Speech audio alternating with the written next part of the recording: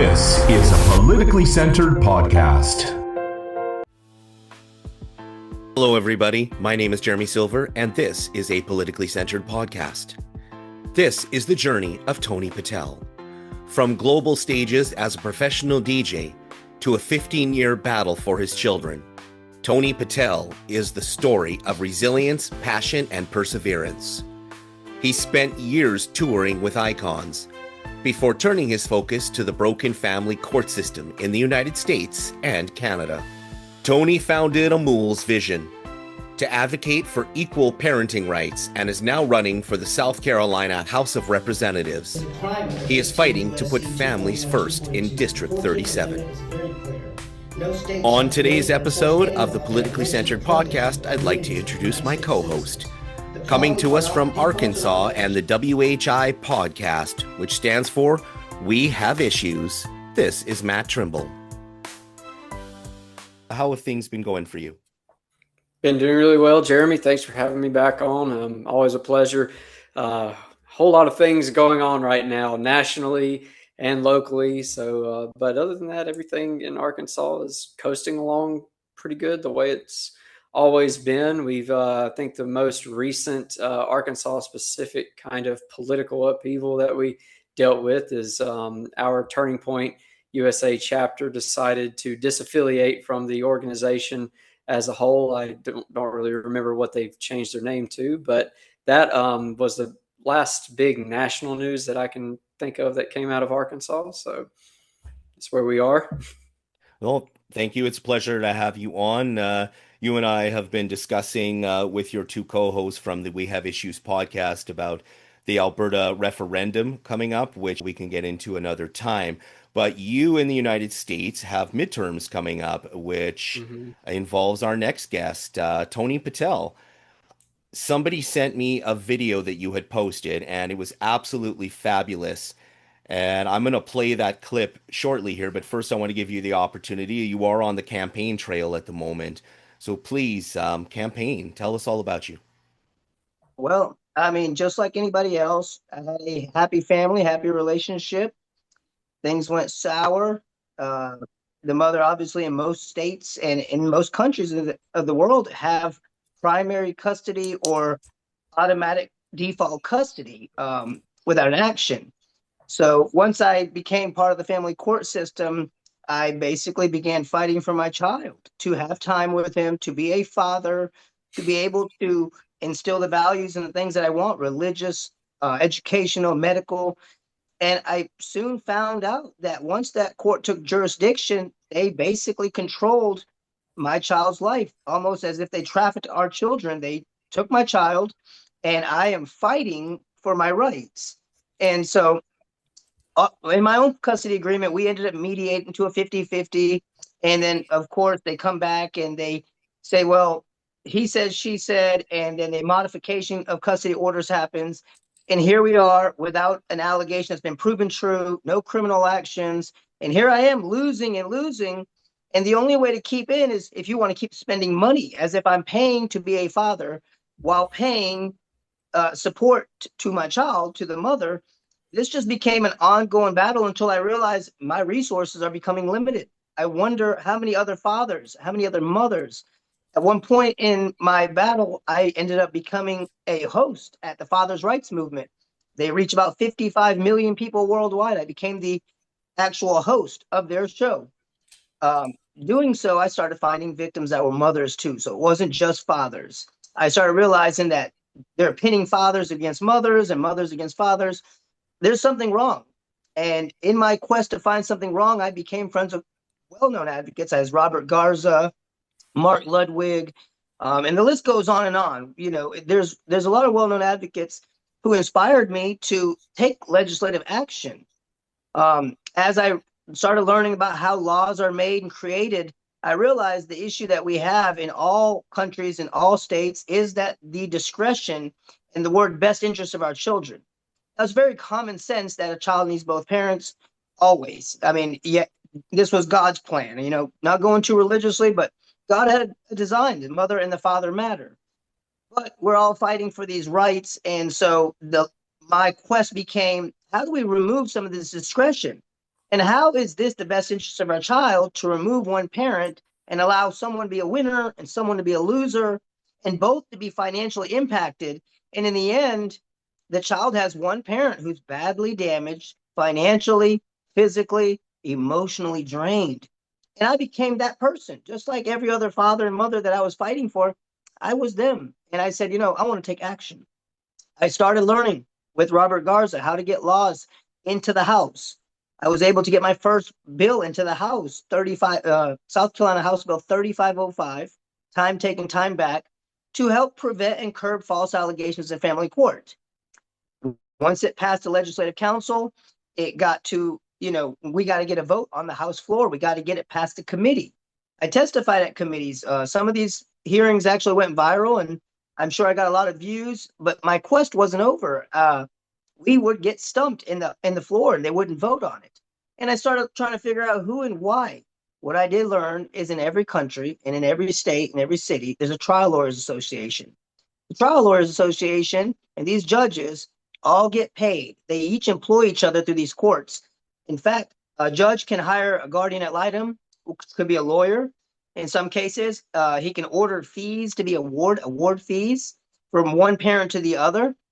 Again, it's such a messy situation that it's not really fixable. We have to actually replace this entire system with a shared parenting from equal footing from day one. And that would solve a lot of the problems. The problem I found was that the trial lawyers associations and these judges and these family courts would lose a lot of business. And that's a big fear for them, to lose money that they're taking and transferring wealth from people that are fighting to be parents until their children who are on vacations, attending the highest universities in the nation, and driving the most expensive exotic cars and living lavishly in name brand designer clothes. I've decided that it was time for a change. And I decided to run for office. I started as a Republican, and then I realized that these elections are actually rigged. And so I decided no longer I wanted to associate myself with a party, and I decided I would be an independent candidate because I think the parties and these words are steering away from the actual thing that matters, our children. Everything has become about everything other than our children. So my campaign and running has always been putting families first. How do we put families first? We all have to step up to the plate and say, hey, it's Me Too, just like they did for the women for the Me Too movement. And it's almost like a civil war right now between governments, lawyers, and parents that have been caught in the system. And you don't even have to sign up for this. Somebody can just make an allegation or go to court, and there you are. They take jurisdiction in every country in this world, and they will start beginning the assassination of your character, your financial life, and even your emotional and physical state of well-being. So the well-being of your child is actually being destroyed. So I'm running to change that, and that's removing discretion from these judges and instilling that the 50-50 matters most. The most important thing is to start out 50-50. Both parents matter.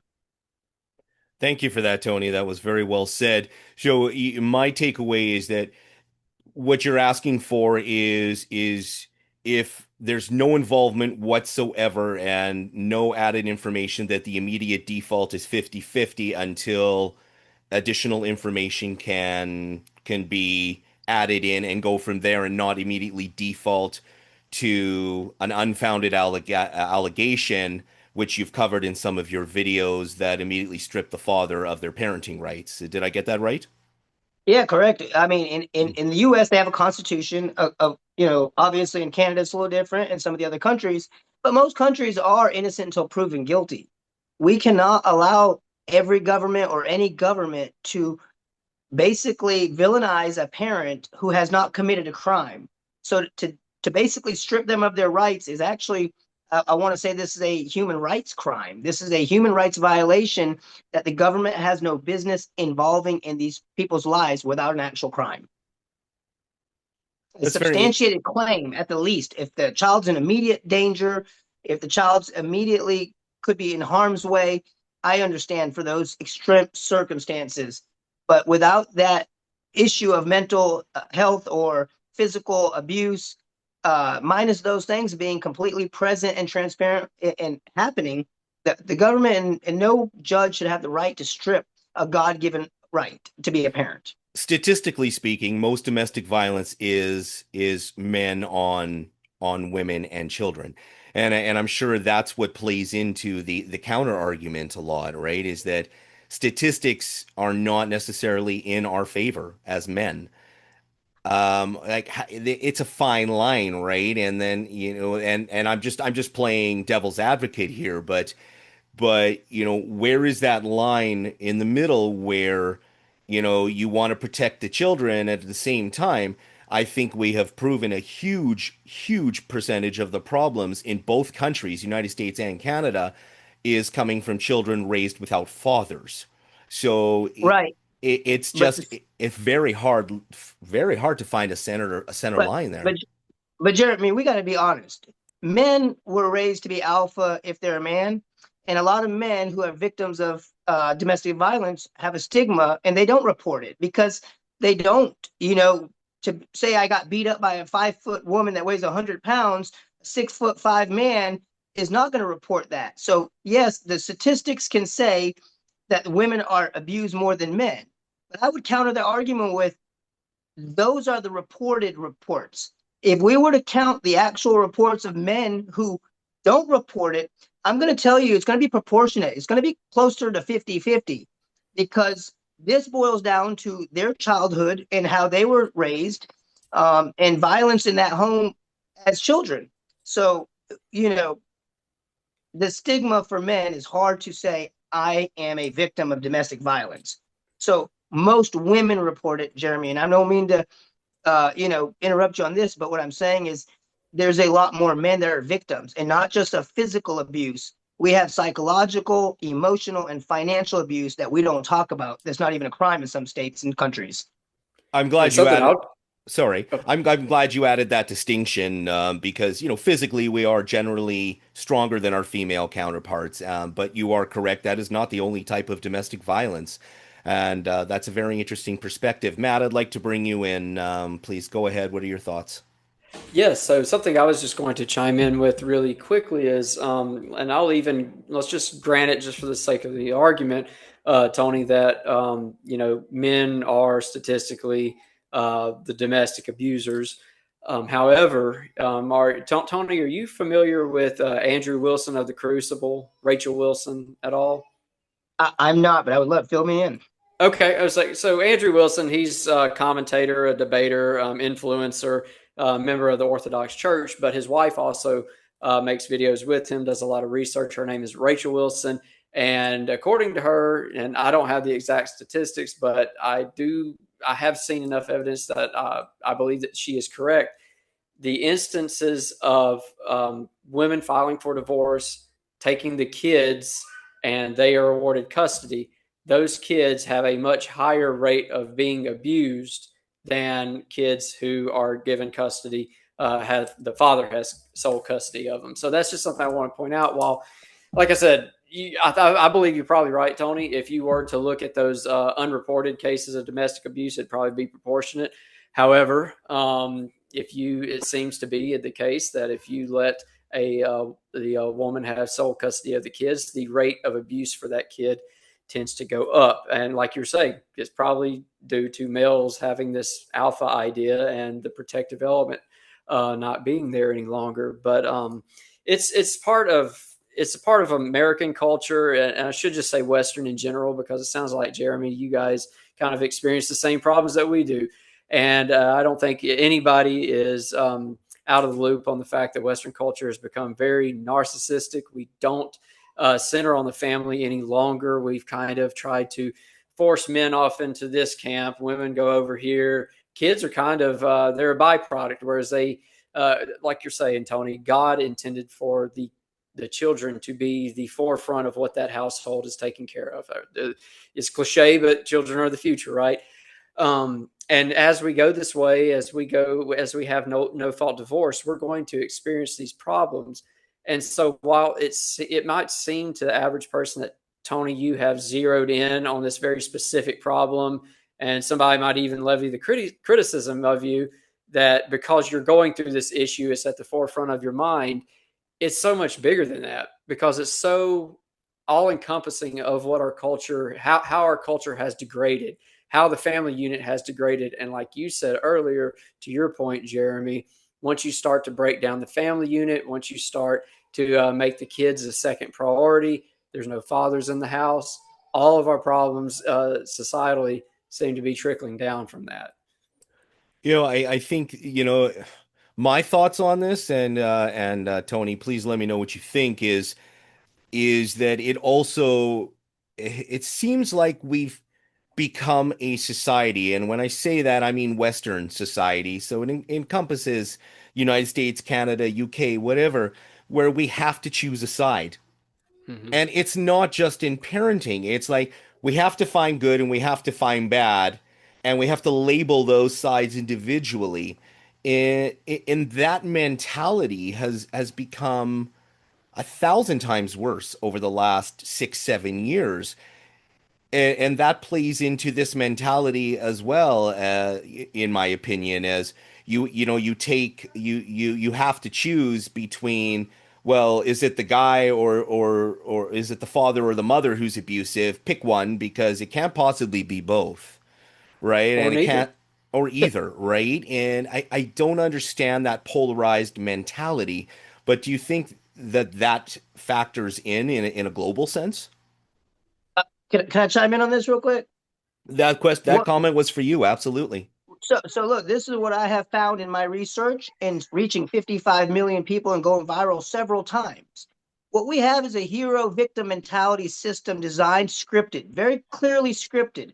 These are all actors, these are all courtrooms, they're all dressed in appropriate attire to come in here and stage this. You have a system designed to destroy families.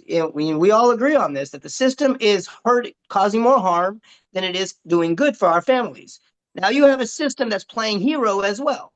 So if they create enough victims destroying these families, they justify the reason why they need more psychologists, therapists, because all of these kids that went through that, alumni in colleges, they got to have a job. How many lawyers can we create and give jobs to if the system is designing and working to have less conflict? Those kids wouldn't have a job. So the psychiatrist, the therapist, the guardian ad litem, these are all employment opportunities that the institutions or the universities are making. So this stems way bigger than what I can even go into depth here on this podcast that politically motivated me to become a member of a running for a seat. But this is a hero victim mentality, whether it's a police officer in the Western world, US, or even in Canada or the parliament. They have to create so many victims to be a hero in the public's eyes. They saved this child, they saved this one. And the media will spin anything they want in any way to make sure that the story fits the script. So what we really are is all people placed into this act without even wanting to be part of this picture or be part of this game or be part of this movie. We're all dragged into it. And it's financially incentivized by the governments. It's financially incentivized by, and it's financially motivated to basically traffic our children. Now, they are trafficking our children by the millions. In the US alone, I want to say over 22 million children are alienated, separated from one parent. I couldn't tell you the numbers for Canada, but I'm going to say it's somewhere in the millions as well. But these are all the victims. The victims are the children. It is not the parents. I don't advocate for parents. I advocate for children's rights because the children are the victims. Now they're playing hero, but these children grow up with trauma. What better product of their environment and their system that they set up to create traumatized adults that are going to repeat the cycle and carry a generational curse by doing that to the next person in line? When that young girl who didn't have a father grows up, she's not going to know how to respect a father, respect a man, and have, be a helper or lead together. She has this mentality that I don't need anybody. Women are out here, they want to be independent. They're like, I need to be independent. I don't need a man. So guess what? They're teaching their children that they don't need anybody, especially these daughters that are fatherless and these young men that are motherless and fatherless. The system is creating trauma. It is a trauma bonded system, and they make trillions worldwide. by selling this system and forcing us to comply. And they will force you to comply in Canada and the US using threat, duress, and coercion. So if you don't comply with these court orders, you can't pay the money. You will be jailed. 1 in 8 persons in the United States of America is jailed for child support or failure to pay or contempt of court from a family court. That's almost 20% of our entire jail. And we house the most people in the entire world. The US does. And they're there for not being able to pay a fine, pay a fee, because they spent most of their money fighting for their children to begin with. They're broke. We generally don't. Our catch and release system in Canada, which has been heavily criticized, is not big on keeping people in prison for very long. But there, just to give you the Canadian perspective, there have been many instances where I have spoken to people who work on the oil sands here in the province of Alberta, which we are in the political spotlight right now because essentially we are the province looking at holding a referendum to become part of the United States potentially, and we ship over 1 million barrels of oil a day into the United States. But I've spoken to lots of those people who work on the rigs whose relationship has come to an end, who is like, why should I have to pay child support when she makes the same amount of money I do? I want equal parenting rights. I'm more than happy to give money here and there, or it's probably not a great example, but there have been examples where legitimately the male counterpart cannot pay the child support. So under the Canadian system, at least here in Alberta, what has happened is they get their driver's license suspended. Mm-hmm. First off, now they can't work because now they're generally a professional driver or a working on the rigs, and they need their driver's license to make an income. And from their perspective, it's been conveyed to me that it has started a chain reaction of the end result is they just don't get to see their kids, and they're broke, and they have no driver's license, and the money just continues to add up and add Right. up and add up. Isn't that villainizing a parent? Isn't that making a villain?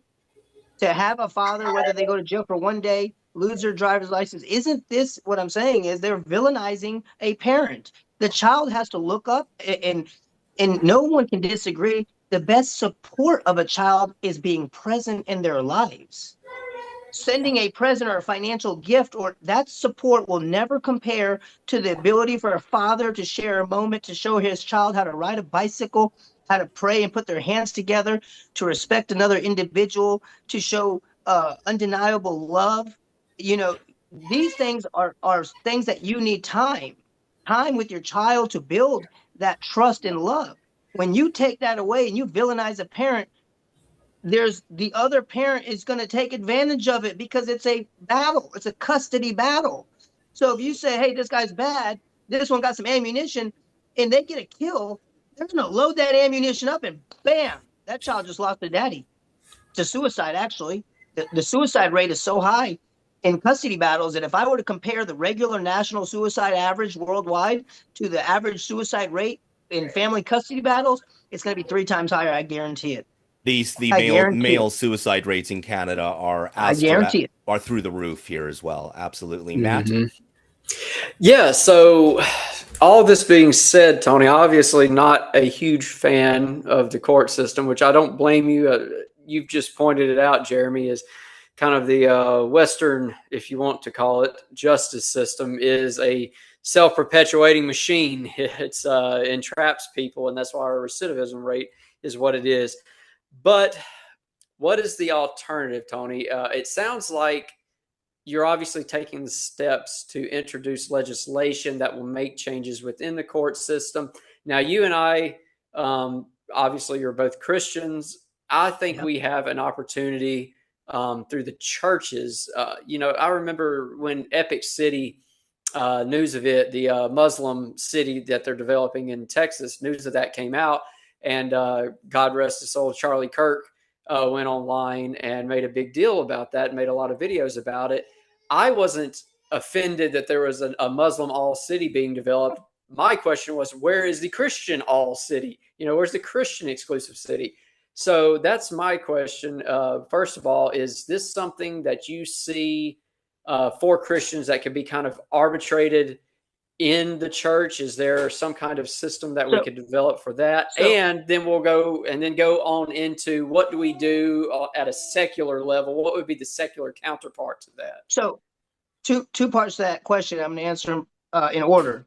First thing is in this country, in the United States, you have separation of church and state. So because the church has limited involvement in government, you're not going to be able to use the government to go in there to use the church to go in and solve the problem. So what they did, they made it a law and constitution that we have a right to a jury trial. In most states, you have stripped the right to a jury trial. We can solve the entire family court system and our custody system in 4 easy steps. First and foremost, we must recognize parental alienation as a crime that is psychological abuse to children, because it's not just alienating a father or a mother, it's alienating an entire family. That child has a grandmother, a grandfather, and each one of those people in that child's lives adds to the child. So first and foremost, we must make parental alienation a crime nationwide. And there's elements that would show that this is happening, and we can actually lay down and we could easily back and forth until we come to what is parental alienation, and it should be a felony because the victim is a child.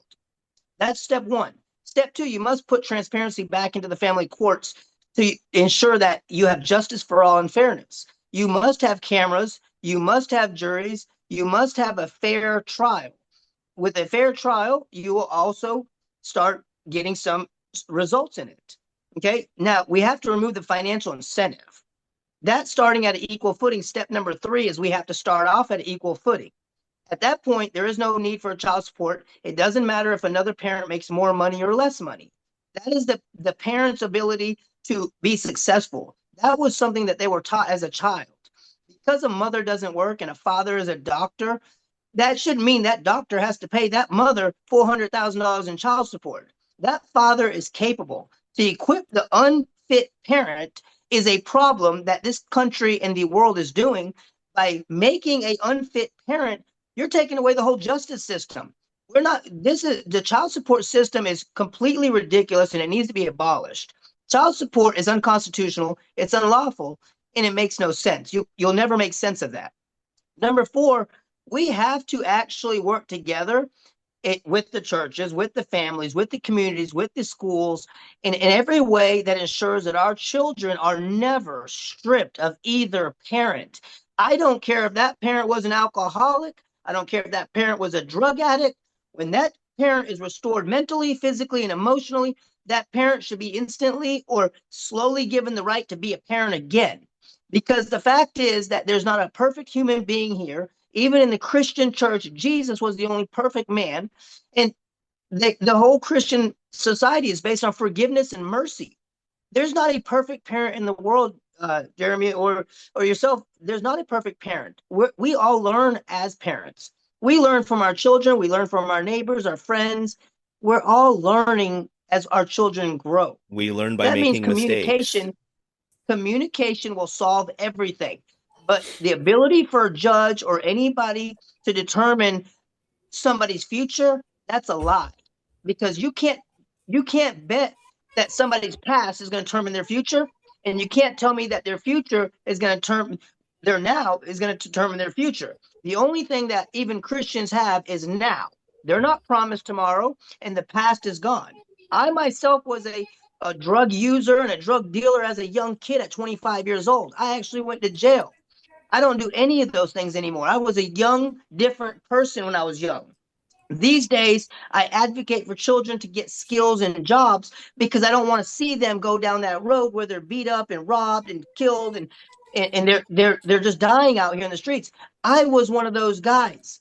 It took me many, many years to turn my life around. Had somebody mentored me at that 24 stage in my life, 24 years old, I would have been able to change my life earlier.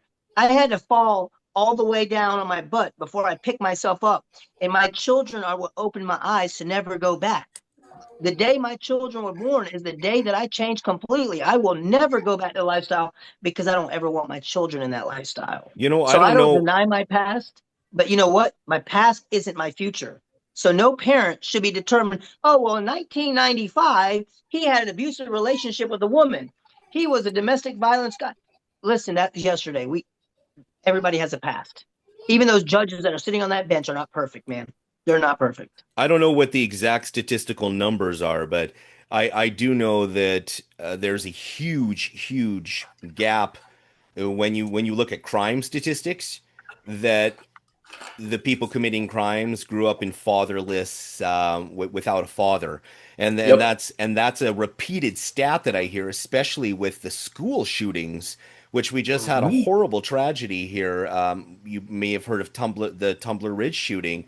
We lost 9 people, and Mm. it was devastating. It was devastating. We are a small country comparatively by population, and it reverberated throughout this country in a way that I have never seen before. It was absolutely like our entire country was just in shock because we're used to watching it on American networks, and it's become so normal. But the consistency, the consistent patterns that you see in the United States and Canada, it is almost always exclusively children raised without fathers, and Hmm. that is not coincidental. And I don't know Mhm. understand why, and I don't know why it is, but I know it is. Does that There's make something sense? very deep there, Jeremy. It goes, it's the nature versus nurture argument that's old as time. My father died on my 13th birthday, and I guarantee you, it had an effect on how I grew up. It really set me at a disadvantage, and that's not even a case of what we're talking about here. I mean, that's a death. That's unavoidable. It's not divorce or something that could be worked through. Um, but it's like I said, it's so much deeper than that because there's actually scientific evidence that. So let's say that you have a family that has split up, mother gets custody. That daughter, if there is a stepfather in the house, she will actually go through puberty much earlier than she should normally for her age. So this is something I don't even think the interweaving of the family dynamic. I don't even think we fully understand it on this biological level. How hormones and DNA interact in this. And I know that sounds kind of woo woo and kind of science fictiony, but the fact that I mean, you can't deny what science has proven. And so, like you're saying, what is it? Is it just not the presence of this strong male leadership in the household? Is it something on a biological level that gets triggered and goes awry? That's how Matt, important Matt, it is. Matt, I don't mean to interrupt you. This is the thing, and you're in the U.S., correct? Right. Why is the court not encouraging parents to get along opposed to stirring the pot? Is it financially incentivized? Yes. So when we remove the financial incentive for family court in these actors, I would volunteer for free to be a family court counselor. I would volunteer for free to be any one of these. And I bet you we wouldn't need a single judge. We wouldn't need a single court. We could have a system that mediates this out for them in a panel of 5 people. To call this a family court system is basically putting a parent on trial without a crime. We must abolish family courts in the end of all of this.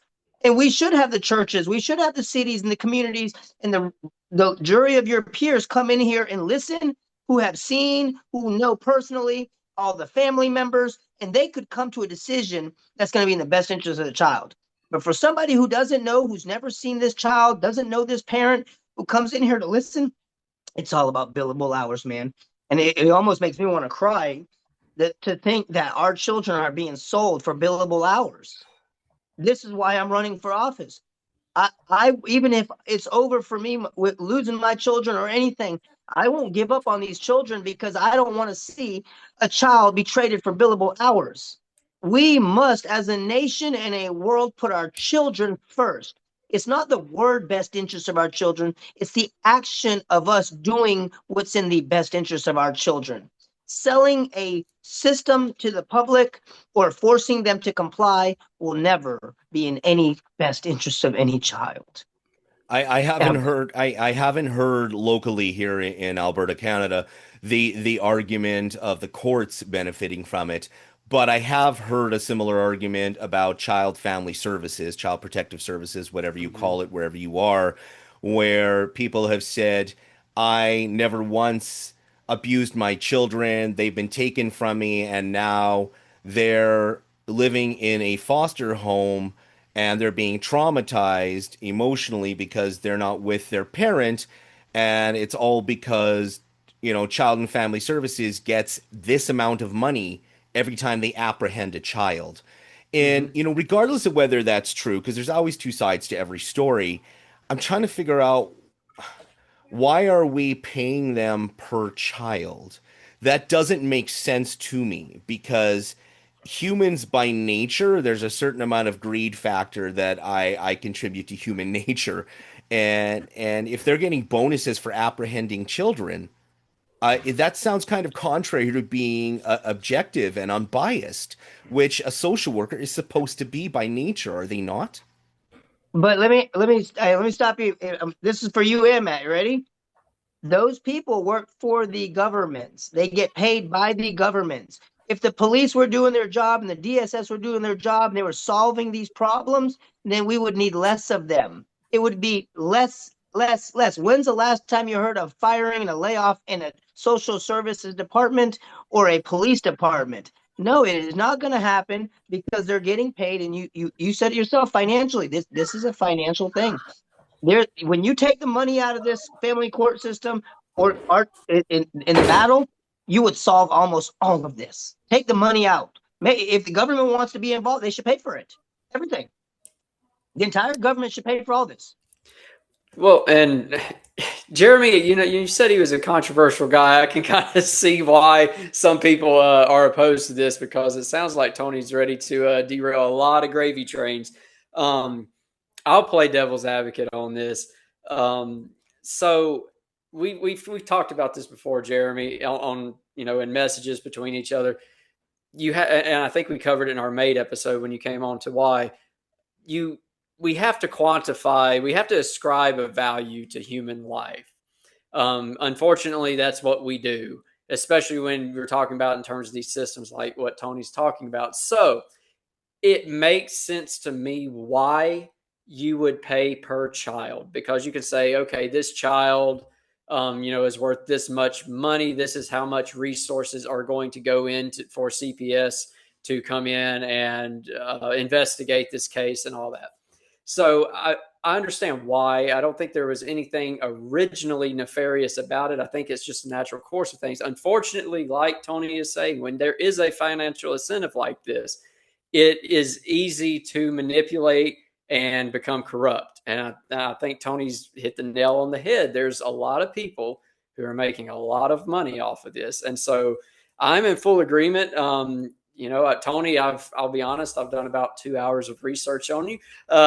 So I don't know all the ins and outs of every plan that you have, but definitely think that you're on the right path to trying to clean up this and de-incentivize the financial aspect, the systematic aspect of family courts. Because when you get right down to it, whether Christian, secular, single, married, it really doesn't make sense to have a family court. That is not what a court was designed for.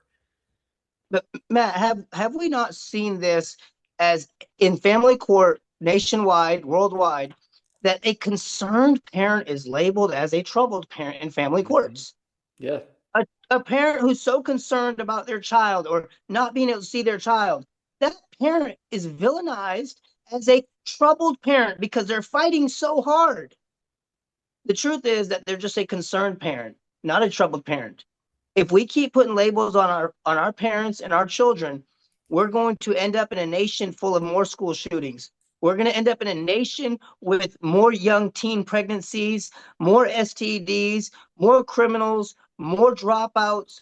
Our nation is headed in a disaster, the entire world, until they realize it doesn't matter if the father and the mother can't get along. The children need both parents. Even if the father is in jail for his life, entire life, that child still needs to go to that jail and see that father.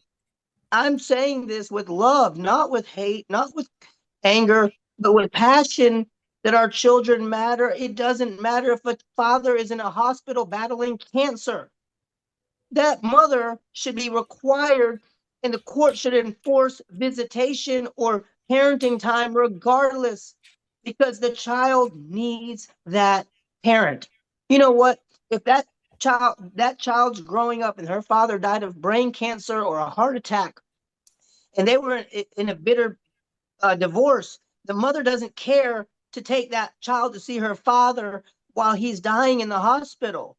The court should enforce that, because that father may want to share a moment, a memory that the child will live. Without that enforcement of that time, that parenting time, that child has just lost a piece of it. And we're all responsible for this. We are all responsible for that child's well-being, not the courts. We are responsible. This is why I have to run. I'm going to take a 90% pay reduction to go serve this community. And I have to watch people that troll me and hate me because I'm standing up for the right things. And that's okay. I'm not doing this for the money. I'm doing this because our children matter. That's it. The only reason I'm doing this is because I genuinely care about these children's well-being. Tony, I want to play a clip for you, and then we'll get some commentary on that. Yeah. This is your clip that went viral. This is how I initially saw you and heard about you. And like I said, I couldn't find a good place to pause it because it was such a great speech. I'm just going to play it in its entirety. Thank you guys for having us here and serving our community first and foremost. Good afternoon, members here today as part of our county legislative delegation. My name is Patel. I'm here as a concerned citizen, a father, and someone who believes in the foundational principles of justice, fairness, and transparency. The Constitution of the United States is the overarching requirement that every state must follow. It is the supreme law of the land, and the states cannot create laws that override the rights that it guarantees. Unfortunately, the state of South Carolina has enacted inferior legislation that is leading to systemic injustices, particularly within our family court systems. There are grave injustices being carried out across this county and the state. They are not civil disputes. We are witnessing systemic violations of constitutional rights, including unlawful seizure of our children, termination of parental rights without due process, and the silencing of fit parents. We are witnessing violations of fundamental rights under these pretexts of the best interest of our children. The bond between a parent and a child is a fundamental liberty. It is protected under the First and 14th Amendment, and the Supreme Court of the United States affirmed this in Roberts v. United States, Case 468 U.S. 609 in 1984, recognizing that the right to an intimate association includes the sacred relationship between a parent and their children. However, we are seeing unlawful separation of children from fit parents. These removals often happen without proper evidence, due process, or legal justification. This is a violation of the constitutional rights of both parents and these children. These actions are often incentivized by federally funded programs like Title 4D and Title 4E, which you can look more into, which offer money for custody transfers and support orders. Paying public officials to break the law constitutes an annulment violation and is a crime under 18 U.S.C. 241-242. The 14th Amendment is very clear.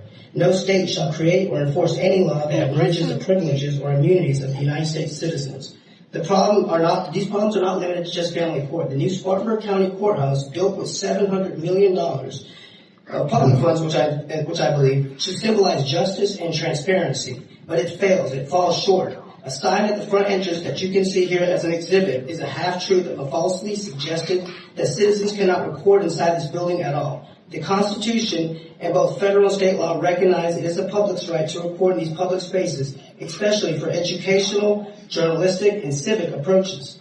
That's right. It doesn't disappear in a courthouse lobby or a hallway. The clerk of court, Amy Cox, who is here, may even be abusing her discretion, as the state law does not trump our Constitution.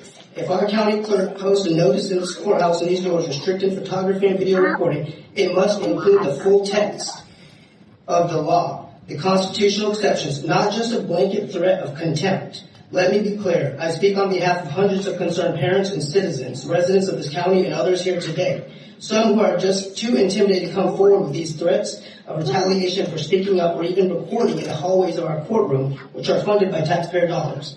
Furthermore, when the public requests a camera or footage inside that building to expose conflict, misconduct, or potential abuse by power of attorneys or staff in this county, it often refuses to comply. The Freedom of Information Act requests on July 19th, an attorney tried to almost attack me in the courtroom.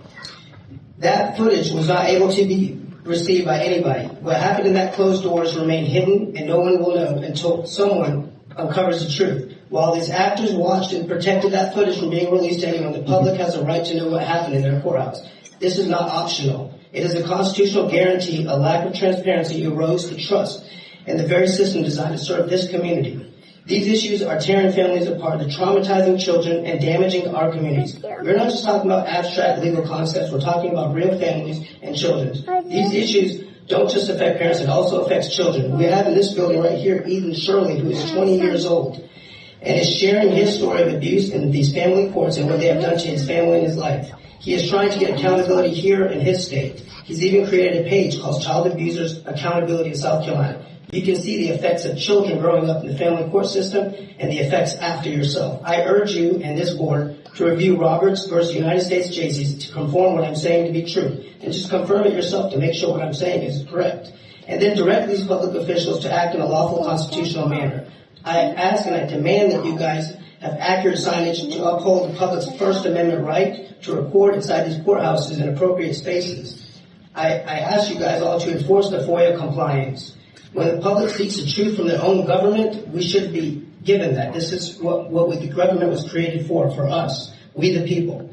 I'm asking to create accountability for false allegations in these family courts to ensure voices like Eden's are not overlooked, and protect family integrity by challenging state and local practices. Thank you, sir. That's the end of the 5-minute time there.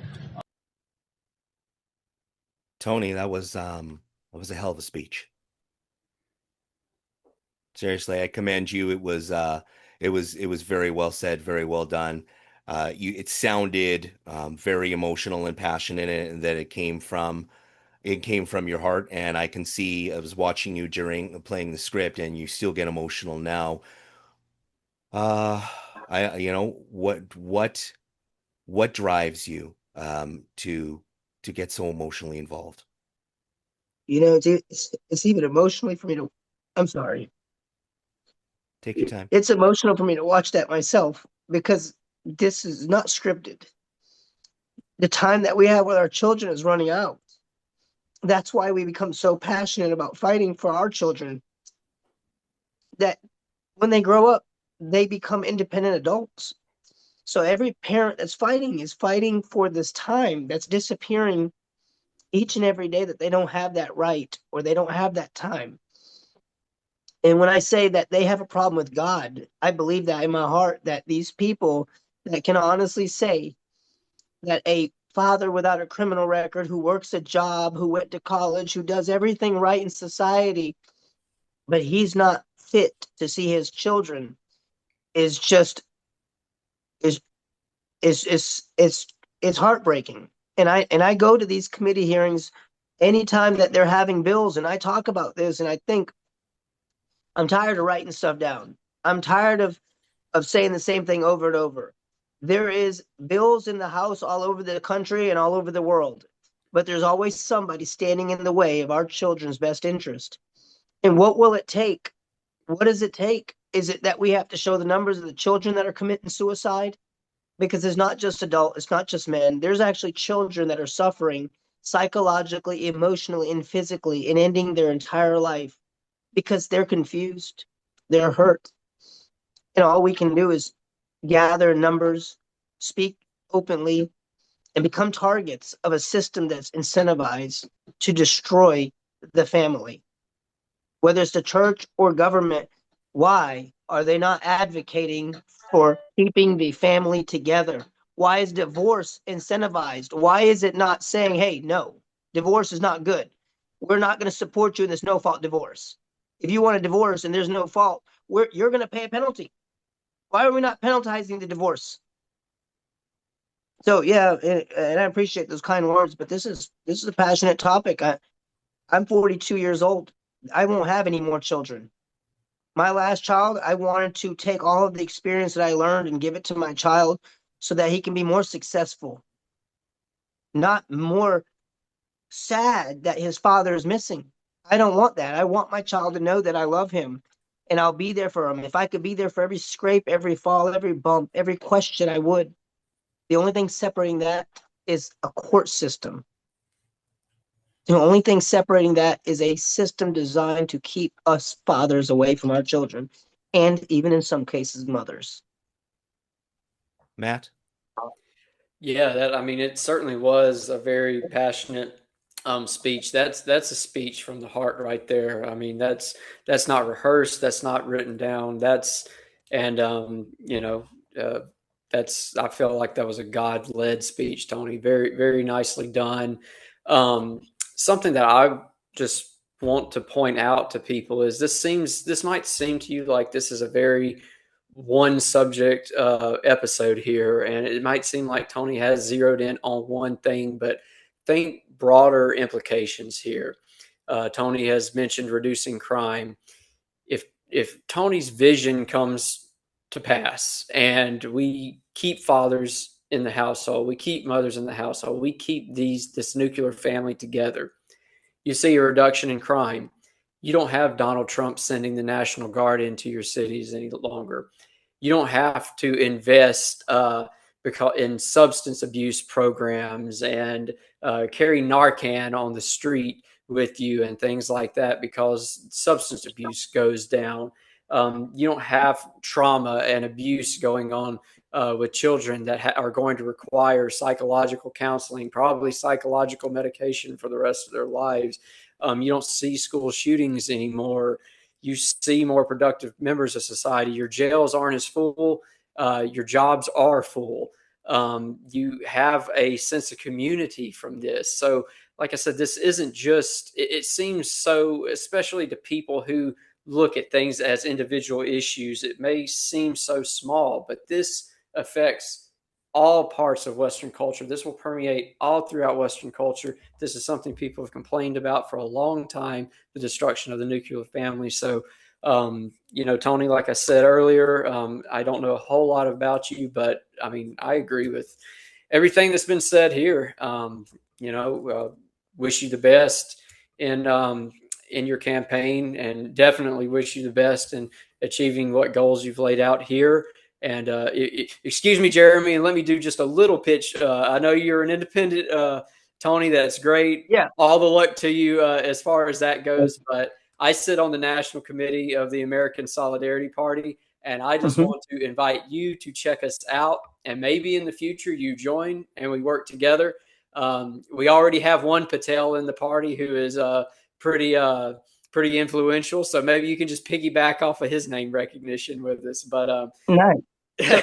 in all seriousness, please check us out.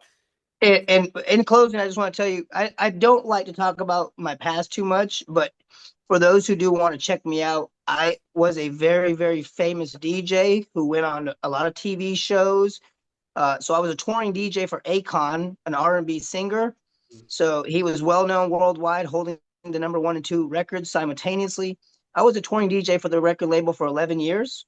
I was at all the fame, all the women, and all the money things could buy. I owned limo companies and airplanes and a pilot license. I left that music industry to be a father. I made a lot of money and I bought a lot of stuff. And even to this day, I still drive a Maserati. My daily car is a Maserati. It's not about that. I don't care to show you, hey, I was DJ Candy. But for those who do want to check me out and know who I am, I started out as DJ Candy from Convict Music, a record label in the United States. And I worked my way up the industry into TV. And I went on a lot of TV shows, Tool Academy, For the Love of Ray J, even Jersey Shores. That was a popular one in the United States. I did a lot of TV and ended up as going to school for broadcasting and communications. And I ended up becoming a host on 103.3 FM in Charlotte, North Carolina. So I did the traffic mix at 6. And I held a lot of positions in the public eye. But I never realized how joyful life could be being a parent. You could have all of the fame and all of the money back. But for one day with my child, spending at a park, teaching him how to walk, talk, eat. I would give it all away right now if I could go back and have more children and be a positive role model and impact to my community, that our community would be on the map for something great. So this entire endeavor is, like you said, to reduce the crime, to make our children's life better. I'm not going to be here forever, but let me leave something behind, a legacy that they can remember, that the fame doesn't matter. The money doesn't matter. What matters is relationships that are created. And those relationships are the sum of two or more people coming together at significant moments of life. So I want to thank you, Matt, and I want to thank Jeremy for giving me the opportunity to share this platform and my opinions and views on a crucial topic in saving our country and maybe even our world by saving our children. Thank you so much, Tony. Very well said. Thank you, Matt, for coming on. It has been an absolute honor. If I could vote for you, I would. But Thank you so much. yeah, it's I don't think it would help all the way from over here north of the border, but you absolutely have my support. If there's anything I can do to help your campaign, please let me know, because you are honest and you are compassionate and you speak from the heart, and you clearly are clearly coming from a place of love, which is we need more of, not less of. And as a father who co-parents, um, I remember shortly after my divorce, in the week when my children went to their moms, I was very thankful that there was no hard feelings, no fighting in court. We just went with equal 50-50 parenting right off the bat. And I know that it probably would have gone against me, just because of the how the Alberta system is structured, which is far behind the rest of Canada in equal parenting rights after separation.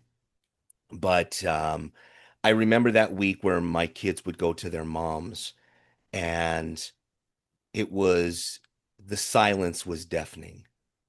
I hated the silence. I remember lying in bed crying because there was no sound in my house, and I was so used to hearing my children. And it took a long time. It took many years for me to get used to that. And it's been 7, 8 years now, so it has become routine. But I cannot imagine the pain that some fathers go through not being able to see their children except for every other weekend. It's not right, and we definitely need to focus on how important the father's input into their children's lives are. So on that note, I completely agree with you, and I wish you luck in your campaign. And once again, Matt, thank you so much for coming on and hosting this with me. I really appreciate your time, both Of of you. course. Yep. And thank you guys so much for having me on your podcast, and I appreciate it. And like I said, thank you guys so much. Win or lose this election, I will continue to serve the public and the community. Thank you, Tony. Thank you, Tony. Yes, sir. Y'all have a good day. You too.